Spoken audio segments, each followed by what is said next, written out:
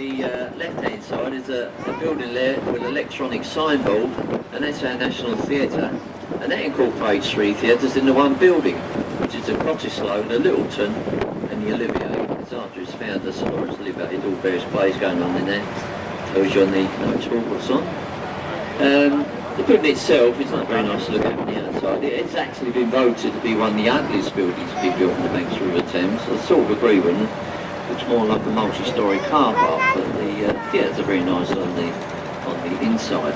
But in contrast to that one, coming up on the right behind the trees here is a magnificent building, Somerset House. And that was the former home of the Earls and Dukes of Somerset. And that was used for many years by the Registrar General for the registration of births, marriage and death certificates for British and Welsh subjects. And it became known in the civil service as the Hatcham, Matcham and Dispatching Department. Then we've got the Waterloo Road Bridge ahead of us. This is known in London as the Ladies' Bridge. They call it a Ladies' Bridge. It was constructed during the Second World War by 80% of female labour. So well done the girls, you made a nice job of this bridge, so give yourselves a round of applause. No? Okay then.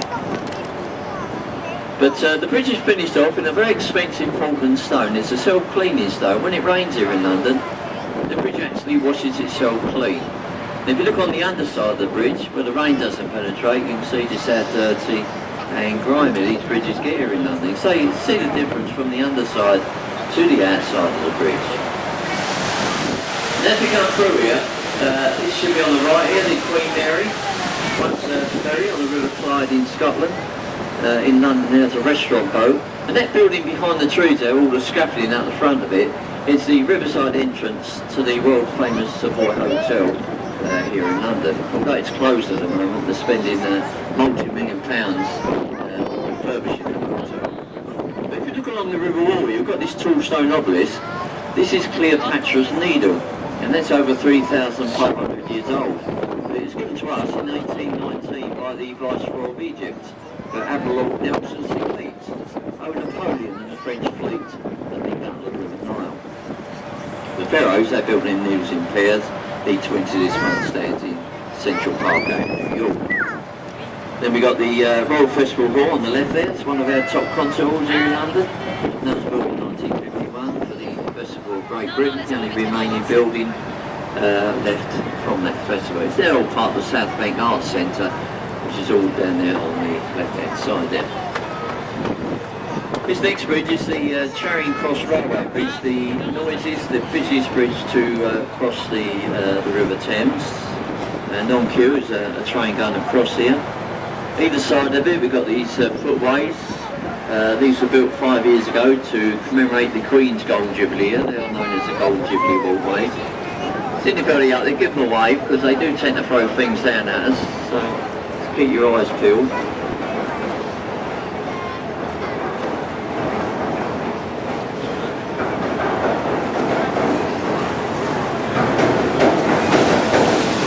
If you're feeling trips or water coming down, it's just a train out the inside before it goes to the station.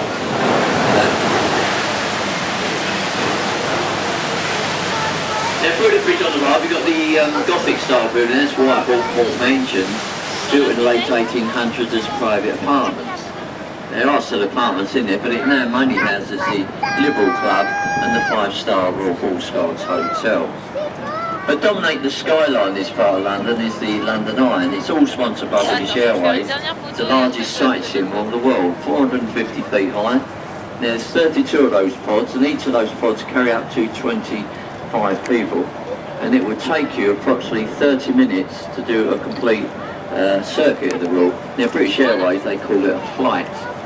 And they do say for the uppermost car on a very clear day, you can see Australia. We don't get many clear days here in London.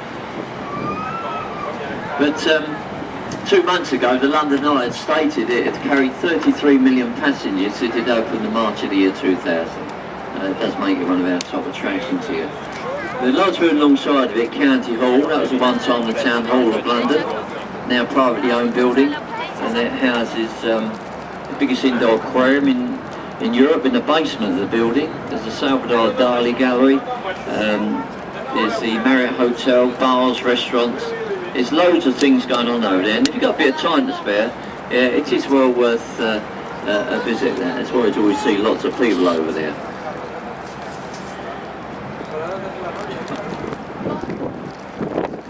Now coming up on the right is our next stop. This is Westminster Pier we're approaching now, and also you can see the Houses of Parliament, the home of our British government. To give the buildings its correct name, it's the Palace of Westminster. And you can see the large square tower, there's a single flagpole flying the Union flag there.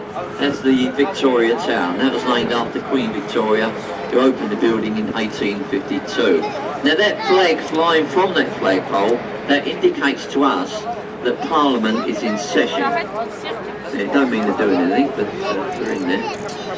Now, if they're doing the session and it gets dark this afternoon, then what they would do, they would lower that flag and then shine a light on top of the clock tower, which we all call Big Ben, even myself. But that's only a nickname, and that's for the 13.5-ton bell that chimes the hour, and only there, because the bell that strikes the quarters is the Westminster chimes. But it was the hour bell that was actually named after the commercial works at the time, Sir Benjamin Hall. Now, Sir Benjamin apparently was a little short tubby man. He only stood 5 foot tall, and they say he looked like a bell, so they named it after him. It's a good job they didn't name him after his brother, because his name was Richard.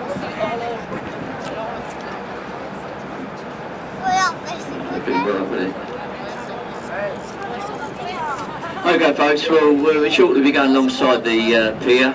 Now, just a word about your tickets. Now, if you're on board with bus tickets, the yellow big bus or the original tour tickets, if you want to rejoin your bus tour, the buses wait on the embankment there. That's where you can get your bus tour.